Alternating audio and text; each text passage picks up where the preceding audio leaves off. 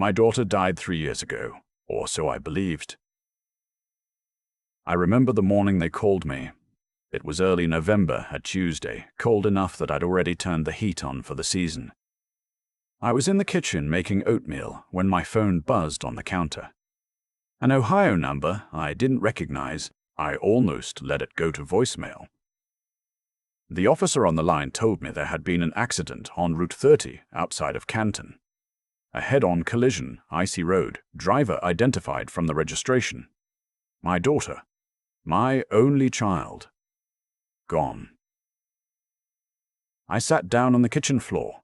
I don't remember deciding to do that. My legs just stopped working. Her name was Lily. She was 34 years old, a kindergarten teacher, and she had the kind of laugh that made strangers in restaurants turn around and smile. She had her mother's eyes, green, with little flecks of gold in them, and her mother had been gone 8 years by then, so when Lily died, I felt like I lost them both all over again. Her husband, I'll call him my son-in-law because I can't bear to use his name right now, he handled the funeral arrangements. He said Lily had wanted to be cremated. I didn't know that about her. I thought maybe he knew things about her. I didn't. I was 71 years old, standing at a graveside service in a cemetery outside Columbus in the November wind, holding a white carnation because somebody handed it to me, and I just believed him. Grief will do that to you. It takes the sharp edges off your judgment. After the service, he brought me back to their house. My daughter's house, really. She'd owned it before they married. And we sat at the kitchen table, and he made coffee, and we talked about Lily for a long time. He cried. I cried. By the end of it, I had decided that whatever else was true about him, he had loved my daughter, and that was enough for me. He had a son from a previous relationship, 7 years old. His name was Cooper, and he had the serious little face and enormous brown eyes. And when I looked at him, I thought, this child needs somebody in his corner. His mother wasn't in the picture. Lily had been raising him like her own. And now Lily was gone. Before I left that evening, I told my son-in-law, I will help. Whatever you need.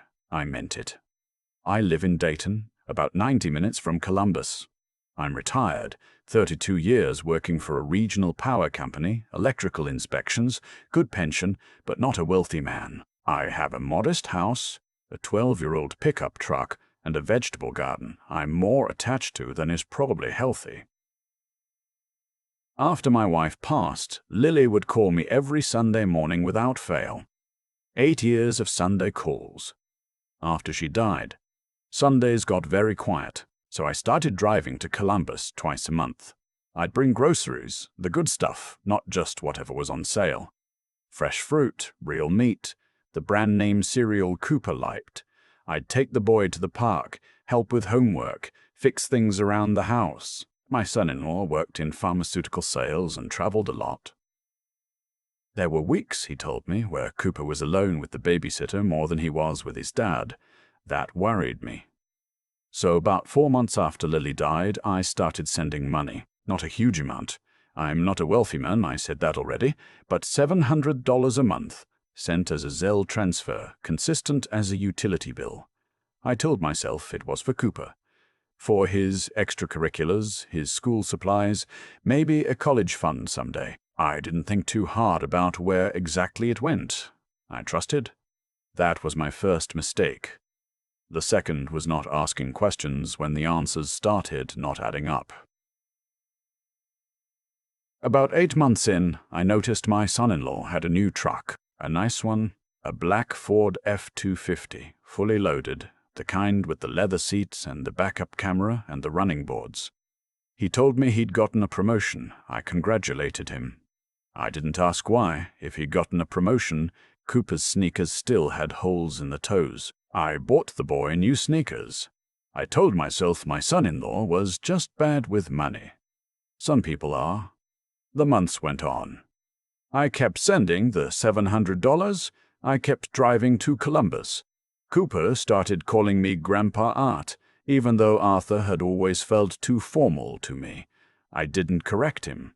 I liked it. And then came the Tuesday in March. almost exactly 2.5 years after Lily died, when my neighbor knocked on my door. Her name is Nadine. She's 73, retired school teacher, lives across the street. We're friendly the way neighbors are friendly when they've lived across from each other for 20 years. Wave in the driveway, share zucchini from the garden, that kind of thing. She's not a gossip. She minds her own business. That's why I listened when she knocked. She'd been visiting her sister in Columbus. The sister lives in a neighborhood called Clintonville on the north side of the city, and she hesitated before she said it, like she was still deciding whether to. She said she'd seen a woman at the coffee shop on High Street who looked exactly like Lily. I felt the oatmeal I'd eaten that morning turn to cement in my stomach. I said, Nadine, plenty of people look alike. She said, Art. I sat 3 feet from her for 20 minutes. She ordered an oat milk latte and a blueberry scone, and she laughed at something on her phone, and it was the laugh. You know what I mean? It was her laugh. I thanked Nadine. I closed the door. I stood in my entryway for a long time. I told myself it wasn't possible. I had held the urn. I had stood in that cemetery. I had read the death certificate. I had attended the memorial with 30 of Lily's colleagues and friends, people who knew her, who cried real tears. But Nadine had known Lily for 15 years. She'd watched her grow up across that street. And Nadine was not a woman who invented things. I didn't call my son-in-law. I'm not sure why. Instinct, maybe. Something told me to find out what I was dealing with before I tipped anyone off. So instead, I called a man I used to work with. He'd left the power company years ago, and now did private investigations, mostly insurance fraud, the occasional missing person. I'd referred him a client once. He owed me a favor. I told him what Nadine had said. I told him the coffee shop, the neighborhood, the day. I asked him to look around quietly. He called me back in 4 days. He said, Art, you need to come to Columbus. He had photographs. He'd watched the coffee shop 2 days running, and on the second day she'd come back. Same oat milk latte, same corner table, same phone. He followed her at a distance. She walked 6 blocks to an apartment building on Indianola Avenue. He got her on a long lens coming out of the front entrance. I looked at the photographs in his car, parked around the corner from my own house, and I couldn't breathe. It was Lily. She had cut her hair short. She was wearing sunglasses even though it was overcast. But it was my daughter. Her chin, her shoulders, the way she held her coffee cup with both hands when she walked, a habit she'd had since college. It was her. I must have sat there for 5 minutes without saying anything. My investigator friend didn't rush me. Finally, I asked him, how long has she been there? He said he'd pulled apartment records, legally, through a public records request. The building had a registered tenant under a slightly different name. He'd cross-referenced utility accounts, found a name that was almost Lily's but not quite. The lease had started 4 months after the accident. 4 months. She'd let me grieve for 4 months before she set up her new life. I asked him to keep looking. I needed to know everything. What he found over the next 2 weeks rearranged everything I thought I knew about the last 3 years of my life. The accident had been real. There had been a crash on Route 30 that morning. But it hadn't killed my daughter. Another driver had been badly injured, and in the chaos of the scene somehow, and I still don't fully understand how this was managed, Lily's identification had been associated with the wrong person. Whether that association was accidental or engineered, I cannot say with certainty. What I can say is that no one corrected it. No one called me to say, wait, there's been a mistake. My daughter stepped into that confusion and disappeared through it. She had been planning it. My investigator found records of a separate bank account she'd opened under a variant of her name 14 months before the accident. She had been quietly moving money into it. Not enormous amounts. Nothing that would have triggered a flag, but steady and methodical. By the time of the crash, there was nearly $40,000 in that account, and my son-in-law had known. That's the part that broke something in me. He had known the entire time. He wasn't grieving at that kitchen table. He was performing. The tears, the coffee, the long conversation about Lily, All of it was a performance. And he had gone on performing for 2.5 years, accepting my visits, accepting my groceries, cashing my $700 every month like clockwork. I asked my investigator, "Where is the money going?" He tracked the Zelle transfers. My $700 would land in my son-in-law's account, and within 48 hours, sometimes less, a matching transfer would go out to an account registered to a name I didn't recognize. A woman's name, first name only, on the records he could access. It took him another week to confirm it. The account belonged to my daughter. She had been receiving my money. Money I sent for Cooper. For 2.5 years. I thought about Cooper then. Where had he been in all of this? My investigator had no answer for that. The boy was still living in the Columbus house with his father, as far as anyone could tell. He was still going to school. He was still, presumably, eating cereal and wearing sneakers. But his father had been lying to him too. Or maybe not. Maybe a 7-year-old, now 9, knew more than I'd given him credit for. I didn't know. I didn't know anything anymore. I did a lot of sitting in my kitchen in those 2 weeks. A lot of staring at the garden, which was coming up in early April, the tomato seedlings I'd started indoors. I thought about what my wife would say. She had never liked my son-in-law. A low-level, persistent discomfort she'd never been able to articulate. She would have been furious at herself for not following that instinct harder, and then she would have told me exactly what to do.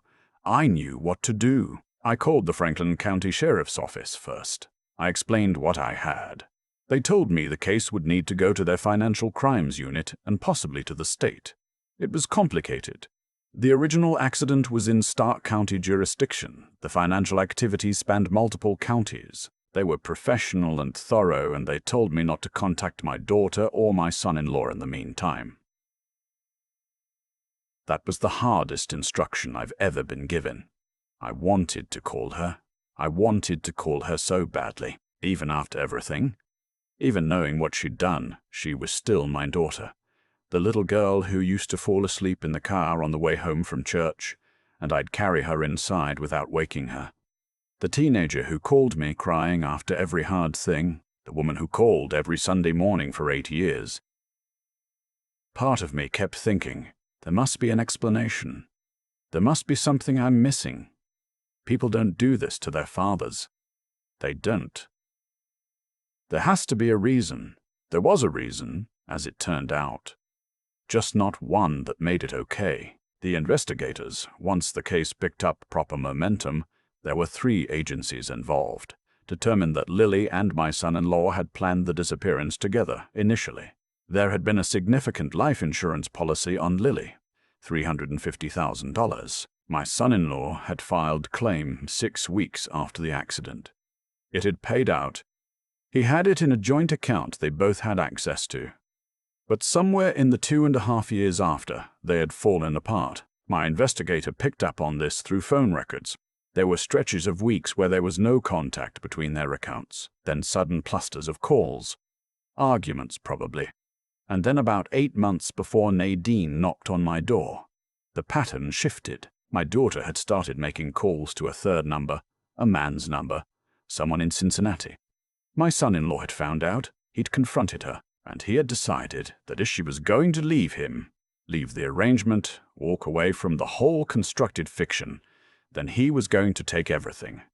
He'd moved the insurance money out of the joint account into a solo account. She'd retaliated by threatening to expose the entire scheme. They were, in other words, holding each other hostage, both of them trapped by what they'd done, each unable to destroy the other without destroying themselves. And in the middle of all of it, steady as a metronome twice a month, once to Columbus with groceries and once as a Zelle transfer, was me. The arrest happened on a Wednesday morning in early May. I was not there. The investigators had asked me not to be, for my own sake, and I think they were right. I stayed in Dayton. I sat in the garden. I pulled weeds for 2 hours, and then I sat in my truck in the driveway and waited for my phone to ring. When it did, the investigator told me, both in custody. No incident. I sat with that for a long time. Cooper was with a school counselor at the time of the arrest. They had arranged for him to be removed from the situation before it happened, which I was grateful for. My son-in-law's sister, who lived in Grove City, drove to the school to pick him up. She'd been kept out of the whole thing, as far as anyone could determine. She was a decent woman. She took Cooper home and she called me that evening. She said, "I'm so sorry, Art. I didn't know any of it." I believed her. I asked if I could come see Cooper. She said, "I think he needs you." I drove to Grove City the next morning. It was a Thursday, overcast, smelled like rain all the way up I-70. I pulled into her driveway and Cooper was on the front porch, sitting on the steps, wearing a sweatshirt that was too big for him. When he saw my truck, he stood up. I got out and he walked down the porch steps and across the lawn, and he stopped about 3 feet from me and looked up. He said, "Grandpa, out." "Did you know?" I said. "Nobody." I didn't know. He said, "Is my dad coming back?" I said, "Not for a while." He didn't cry. He nodded like he'd already suspected that answer. Then he sat back down on the porch steps, and I sat down next to him, and we didn't say anything for a while. Eventually I said, "Are you hungry? We could go get breakfast." He said, "I want pancakes." I said, "Then let's get pancakes." I said, "Then let's get pancakes." We went to a diner down the road, and he had a short stack with maple syrup, and I had coffee, and we talked about what he'd been learning in school. He'd been reading a book about volcanoes, and neither of us mentioned his father or my daughter for the entire hour we sat there. I don't know what happens with Cooper now. The legal proceedings are going to take time. My son-in-law's sister has applied for temporary custody. I've spoken with a family attorney, and I'm looking at what options exist for me as a step-grandparent, which is a complicated legal category in Ohio. I'm not giving up on that boy. He didn't do anything wrong. As for my daughter, I've had to sit with that the way you sit with something you can't put down but can't hold properly either. She called me from wherever they were holding her 3 days after the arrest. She was allowed one call. She said, "Dad, I'm sorry." I said, "Lily." She said, I know what I did. There were things you didn't know about, things that were happening before." I said, "You could have called me." She said, "I know." And then the time ran out, and the call ended, and that was all. I drove home to Dayton in the rain. I walked inside, made a cup of coffee, stood at the kitchen window looking at the garden. The tomatoes had broken through. Little green shoots, barely an inch tall, just starting to push up through the soil in their cups on the windowsill. I'd planted them in February, tended them through March, kept them warm through the last cold snaps of April. I thought about what it means to tend something carefully for a long time, in good faith, not knowing what it will become. Whether it will bear fruit, whether it will make it through the season at all, I'm still learning. I keep coming back to the tomatoes on my windowsill. I planted them in February, watered them through every cold snap, moved them into the light every morning without thinking twice about it. That's just what you do when you're tending something. You show up. You don't ask whether it deserves the water. That's what I did with Lily, with my son-in-law, with all of it. I showed up every Sunday call, every drive to Columbus, every $700 transfer, because that's what I understood love to mean. Steady, quiet, without a ledger. But here's what I've had to reckon with in the months since the arrest. Showing up isn't enough on its own. I trusted without watching. I gave without asking. And I told myself that was virtue, when really, part of it was fear. Fear that asking questions meant not trusting, and not trusting meant not loving. I confused loyalty with blindness, and the people around me knew I would. That's not a comfortable thing to admit at 71, but I think it's true. What I've come to believe is this: real integrity, the kind that holds up under pressure, isn't just about meaning well. It's about being honest enough with yourself to see what's actually in front of you, even when the truth is something you'd rather not carry. Lily made choices. My son-in-law made choices. And I made mine. To look away, to explain things away, to keep sending money because the alternative required a kind of courage I wasn't ready for. Seeing clearly is its own form of character. I didn't have enough of it. Cooper is 9 years old, and he has already absorbed more loss than most people do in a lifetime. His father is facing charges. The woman who raised him like a mother turned out to be someone he didn't know at all. And yet that Thursday morning on the porch steps, he looked up at me and asked his questions straight, no drama, no breakdown, just, "Did you know?" That boy has a steadiness in him that I find myself learning from. He didn't have the luxury of falling apart, so he didn't. He ordered pancakes and talked about volcanoes and kept going. There's a kind of quiet strength in that which I don't think you can teach. You either find it or you don't. I hope he keeps it. As for Lily, I'm still sitting with that phone call. 3 minutes, maybe less. I'm sorry, Dad. There were things you didn't know. She's right that there were things I didn't know. She's wrong that not knowing made it okay. Those two things can both be true, and I'm learning to hold them at the same time without forcing them into a simpler shape than they actually are. I don't know what kind of father I would need to have been to have changed the outcome. Maybe none of this was preventable. Maybe it was. What I know is that going forward, with Cooper, with whatever years I have left, with the people I still have in my life, I want to be the kind of man who loves with his eyes open, who asks the uncomfortable question before the neighbor has to knock, who understands that protecting the people you love sometimes means refusing to be fooled by them. The tomatoes broke through in April, small and green and nothing yet, but there. I'm still tending them. I'll probably still carry them into the light every morning without thinking twice. Some things about me aren't going to change, but I'm watching now. That pot is different.